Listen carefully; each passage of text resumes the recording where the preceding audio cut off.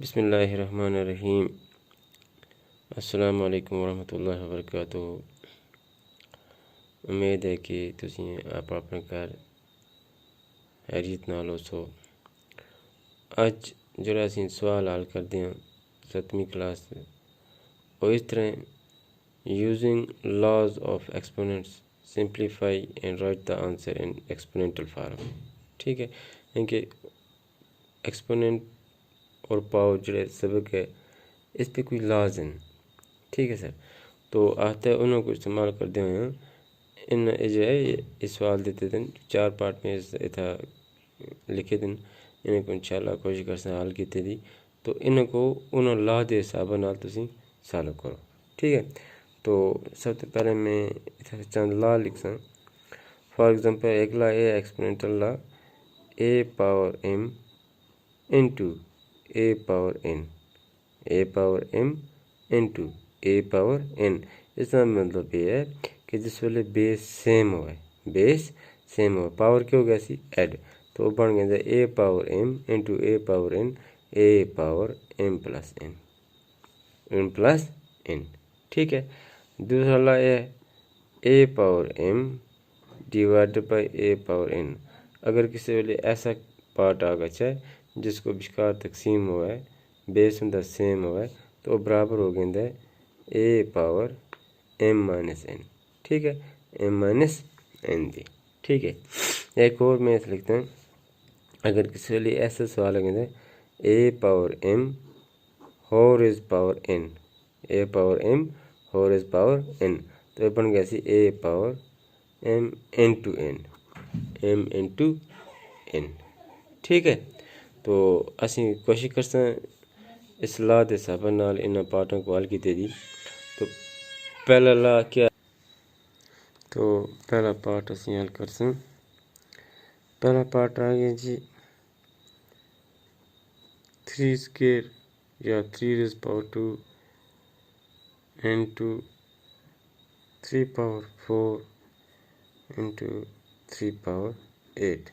ठीक है, तो असी देखते हैं कि इसका जो बेस है, जो इस पार्ट का बेस है सेम है, यानी कि इतना भी 3 इतना भी 3 इतना भी 3। ठीक है, तो बेस सेम है तो पावर क्या हो गया सी ऐड हो गया सी, यानी कि 3 बार है, इन 3 बार सिर्फ एक बार लिखना है, तो इसको असं ऐसा लिख सकते हैं 3 रेज़ पावर, यानी कि ऐसा हम पढ़ा ऐसा ए पावर एम इंटू ए पावर एन बराबर होता है ए पावर एम प्लस एन। इस में क्यों एम प्लस एन, तो असं लिख सकते 2 जमा 4 जमा 8, तो ऐड कर सकते ये बन गया सी 4 तो 2 6 8 तो 6 14, तो आंसर इसका क्या आ गया सी 3 रेज़ पावर 14, 3 रेज़ पावर 14।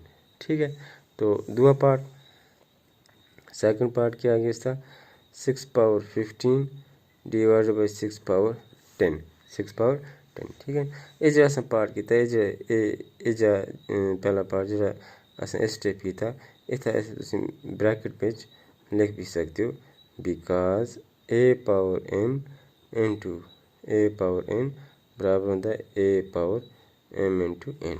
ठीक है, इतना दूसरा पार्ट क्या आ गया 6 पावर 15 तकसीम में 6 पावर 10, 6 पावर 10। ठीक है, थोड़ा सा पढ़ा ऐसा कि a power m divide by A power N बराबर होता है ए पावर एम माइनस एन दे, तो असं इसको इस तरह कर क्योंकि बेस सेम है 6 पावर 15 डिवाइड, अगर तकसीम क्या आ गया जी, या असं डायरेक्ट इसको कर ए पावर एम माइनस एन 6 तकसीम में 6 पावर 15 तकसीम में 6 पावर 10, यानी कि इसको इसे लिख सकते हैं 6 पावर 15 माइनस 10। क्यों, because A power M divided by A power N A बराबर होता है ए पावर एम माइनस एन दे। तो जिससे से इसको सॉल्व कर लास्ट स्टेप, तो बन गया सी 6 पावर 15 माइनस 10 15 माइनस 10 5, 15 माइनस 10 कितना हो गया 5। उसके बाद 3 पार्ट सेम है ए पावर 3 ज़रब ए पावर 2, ए पावर 3 ज़रब ए पावर 2, ए पावर 3 जमा 2। किस तरह ए बेस से में पावर ऐड हो गया सी ब्रैकेट पे तुम लिख सकते हो because A power M into A power N बराबर होता है ए पावर एम प्लस एन थी। तो ये बन गया सी ए पावर 3 तो 2 5। ठीक है। चौथा पार्ट क्या आ गया जी, 3 पावर 4 और इज पावर 3 पावर 4 और इज पावर 3।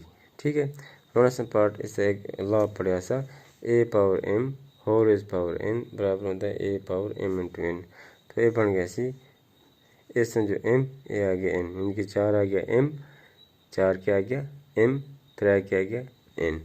तो ये बन गया सी ए पावर या ऐसे पहले लिख सकते 3 पावर एम इंटू एन हो गया 4 ज़रबे 3 बिकॉज ऐसा क्यों लिखा a power m whole is power N बराबर होता है ए power M into n, m into n. तो बन गया सी 3 पावर 4 3 ज़ा 12 या ऐसे 3 पावर 12।